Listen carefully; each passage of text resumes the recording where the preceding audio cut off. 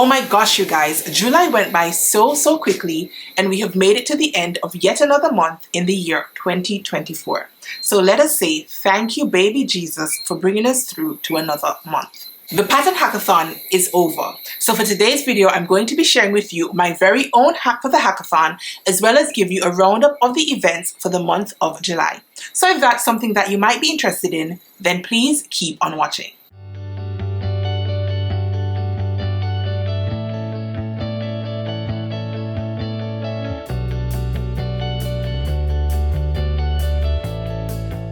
Hey Stitchers, your girl Chris here. Welcome back to my channel on social, where it's totally cool to be obsessed with sewing. If you are new here, then I'm happy that you have found me, and I'm hoping that you will consider sticking around.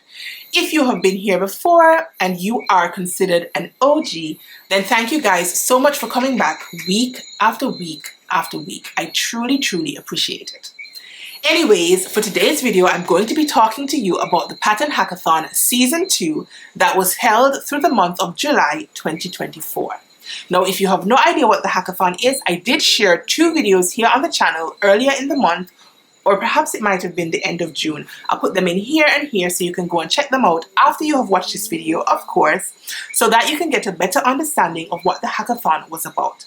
In short, it was an opportunity to encourage fellow sewists to take a pattern and to put their own creative spin on their pattern. Now for the hackathon, I featured 4 different categories. We had tops and blouses for week 1, skirts for week 2, pants and jumpsuits for week 3, and dresses for week 4. Now week 5 was just a bonus week. It was a catch-up week just to give anybody who wanted to enter any of those categories a little bit more time to get their entries in before the close of the hackathon today on July 31st, 2024. Now for each week, I did also have 2 ambassadors. You can find the ambassadors for the most part here on YouTube, but definitely over on Instagram. Now for week 1, which was tops and blouses, Rochelle and Candace were the 2 ambassadors. Now you might be familiar with either or both of these ambassadors, as they have platforms here on YouTube as well as over on Instagram. Now Rochelle's handle is Rochelle Handmade Designs, and Candace's is We See Style. I'll be sure to put them on the screen and of course down below in the description box so you can check out their amazing work. Now these 2 ladies took on Butterick 7001, I think the pattern was, for week 1 of the hackathon, and their hacks were amazing. Now Candace decided to turn her cami into a jumpsuit. Yes, you guys, a full-on jumpsuit. And Rochelle turned her camisole into a slip dress. And I think she also shared at least 5 different styling options for her camisole. So be sure to head on over to both their YouTube platforms as well as their Instagram profiles so that you can check out their amazing work. Now week 2, we had Shimere and Shelz, both of whom are here on YouTube as well as on Instagram. I'll pop the handles in on the screen and in the description box down below. And these 2 ladies took on skirts. Now I can't remember the skirt number out of my head, but I'll be sure to go ahead and pop in the line drawings so you can see what the original pattern was.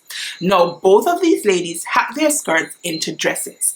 Schelli did a dress that had like a shirring effect to it, and Shimere made not 1 but 2 button-down dresses, both of which were just gorgeous. Again, I'll implore you to go ahead and check out their pages over on Instagram as well as their YouTube profiles so that you can see what they made of the pattern hackathon.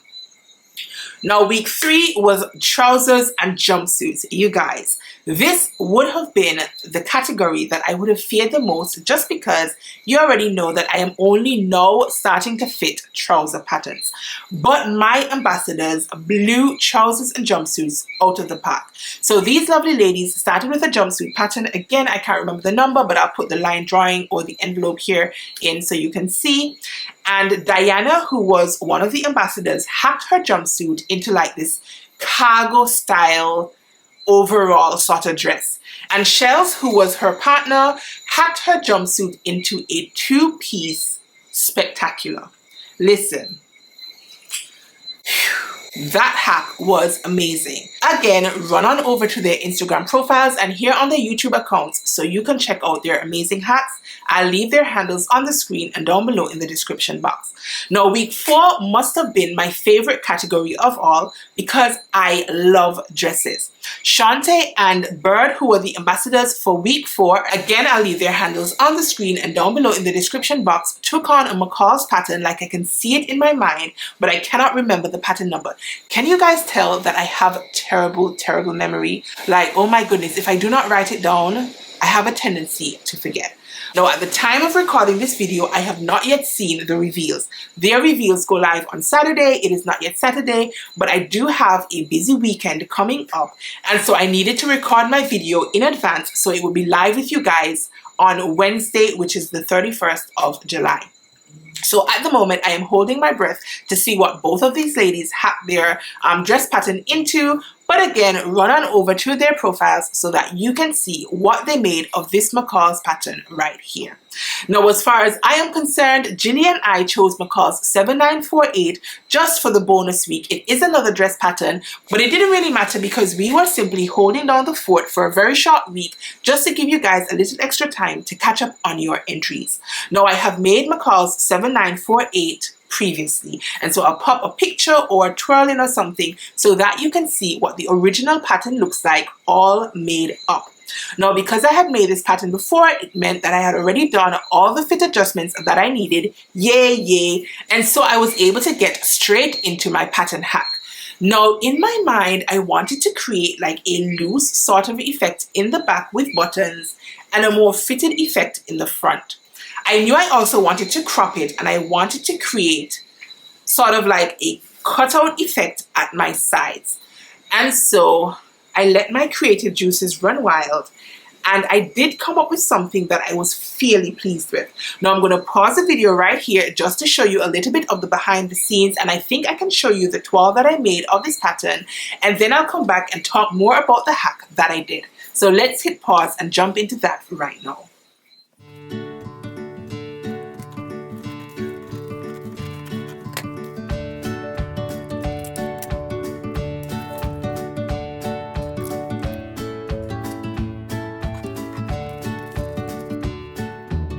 Finally started working on my hack.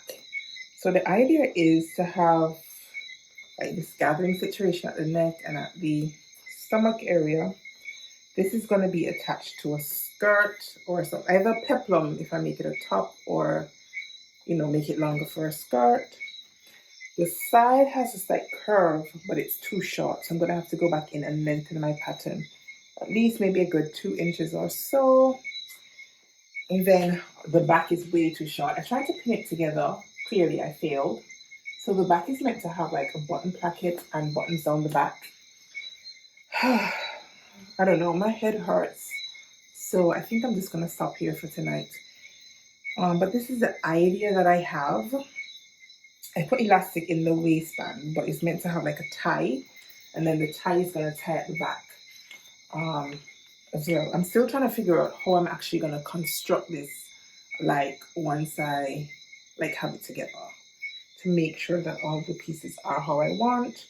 Now I think I'm going to probably have to put elastic in this curve right here so it hugs my belly like area a little bit more. This sleeve has like an extended shoulder. I'm not sure if I want to go ahead and remove like some of the shoulder and do an actual proper like setting sleeve. I don't know.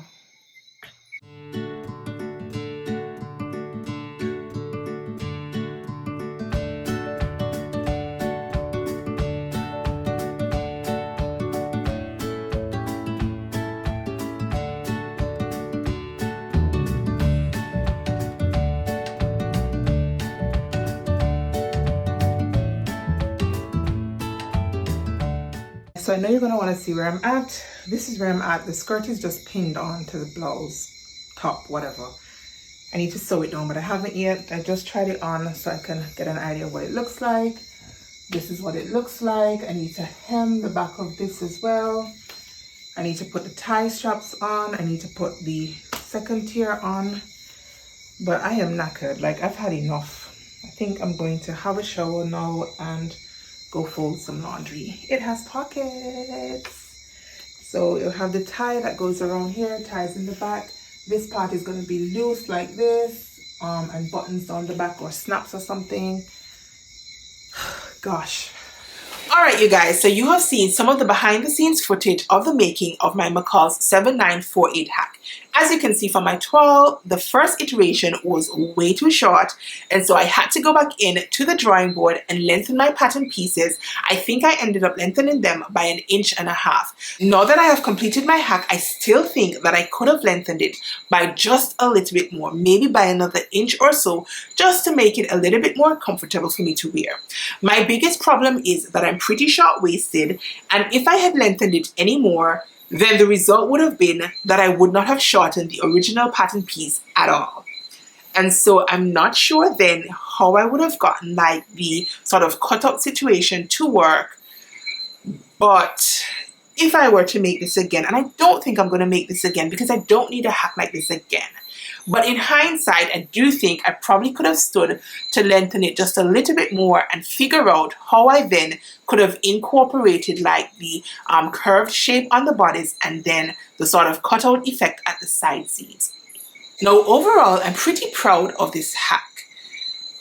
It's not perfect by any means, and I can see lots of room for improvement, but I think it creates an interesting silhouette. It is nothing that I have seen floating around the sewing community, at least not as yet, and so for that reason, I'm really proud of this make. Now, I started off my hack with a size 16 pattern blended out to a size 18. I made my typical adjustments, my sloping shoulder adjustment, my sway back adjustment, that sort of thing, and then I got to hacking. Now this top pattern does not have any darts, and so I wanted to create some shaping just around the bust, and to do that I went ahead and increased the volume by adding I think 4 inches total to my neckline and then reducing them back down into the neckline by gathering them into place. I also introduced the same amount of volume at the center front of my bodice, which I also gathered into this sort of waistband right here. And that I was hoping would create some more shaping for the bust, just because I am a C cup and this pattern has absolutely no shaping at all. Now at my side seam, I did end up using some elastic just to sort of prevent the curved line from stretching out. Now initially when I started construction, I did create a casing and I was attempting to pull some very narrow elastic through my casing, but that did not work out, you guys. My casing was simply not big enough and I didn't want to make it any bigger, because if I made it any bigger, then it would make this part even shorter. And so I ended up removing the casing altogether, and then I zigzag stitched some elastic onto the curve right here on the wrong side, flipped it over, and then top stitched it from the right side in a similar way that you would add elastic to a swimsuit. Now I'm not sure if it's the type of elastic that I use or if I didn't shorten my elastic enough, but I do think it could have been a little bit more snug right here at the underbust, and that would probably sort of prevent it from pulling up so freely and therefore exposing my bra if I'm not careful.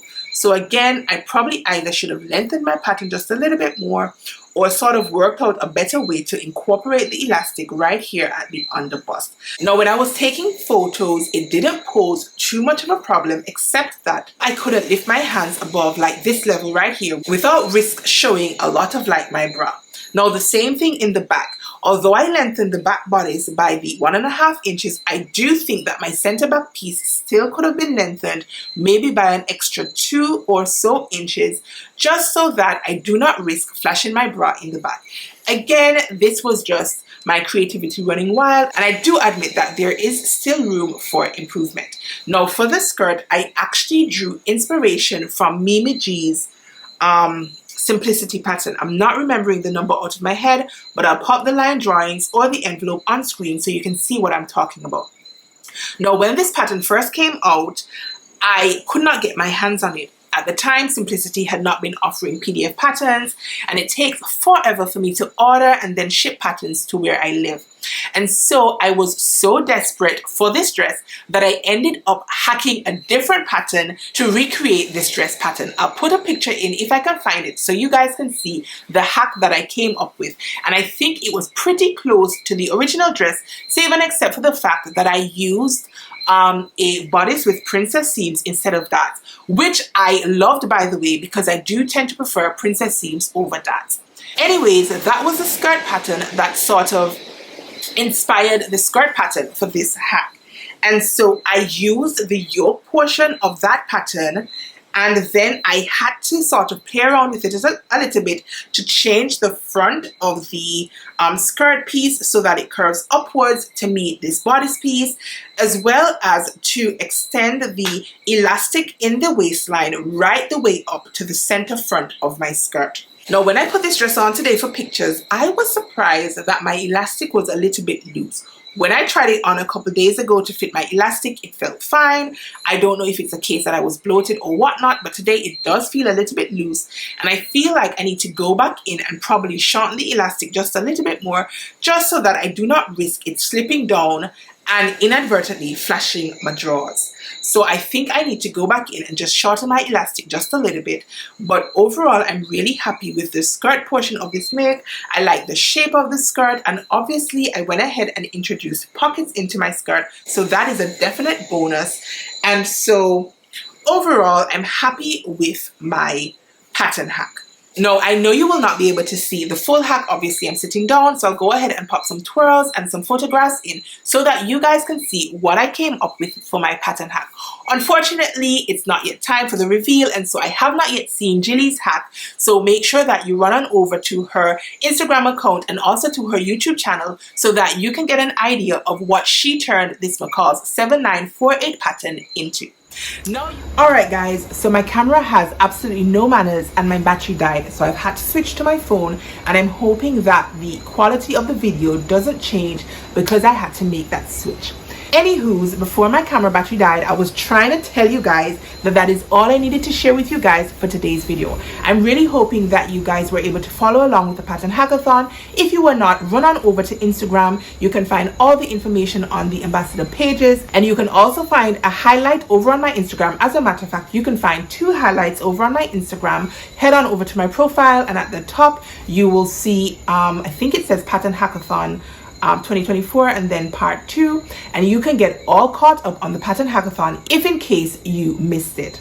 If you have been following along, then I appreciate your support so much. Season 2 was incredible. I did do the hackathon last year with season 1, and I did get a fair amount of support, especially since it was my first time hosting a challenge. This year I feel like the challenge has just sort of accelerated. I saw so many people getting involved, so many people sharing about it, so many people talking about it, and I really feel proud of myself for pushing through and hosting the hackathon again this year. Although I cannot take all the credit, I do have to say a shout out to my husband, who had been encouraging me to try again, even though I felt just a little bit discouraged and a little bit unsure about whether it was something that the community enjoyed last year. And I also want to say a shout out to my girl Dayana of 26 by Dayana, who kept kicking me up my behind, telling me, girl, just do the damn thing. And I'm really happy that I was able to successfully host the Pattern Hackathon Season 2. Now, fingers crossed, there will be a Season 3. I'm already getting some interest from some of my fellow sewists about being an ambassador for Season 3. And so I feel like at this point, I'm obligated to host the hackathon again next year, God's willing, 2025, July 2025, Pattern Hackathon Season 3. So if you have never hacked before and you want to start testing out the waters, you have tons of time to get yourself up to scratch between now and next year, July. That's a good 11 months for you guys to get your hacking skills on par. Now, if you have participated, I will be announcing the prizes hopefully by the 3rd or 4th of August or so. I do have to convene with my ambassadors so that we can choose the winners for the different categories. And at this point, I think I need to pause and just say a huge shout out to all of the sponsors who sponsored a prize for the Pattern Hackathon. The sponsorship was absolutely overwhelming. I got more yeses than I thought I would have gotten.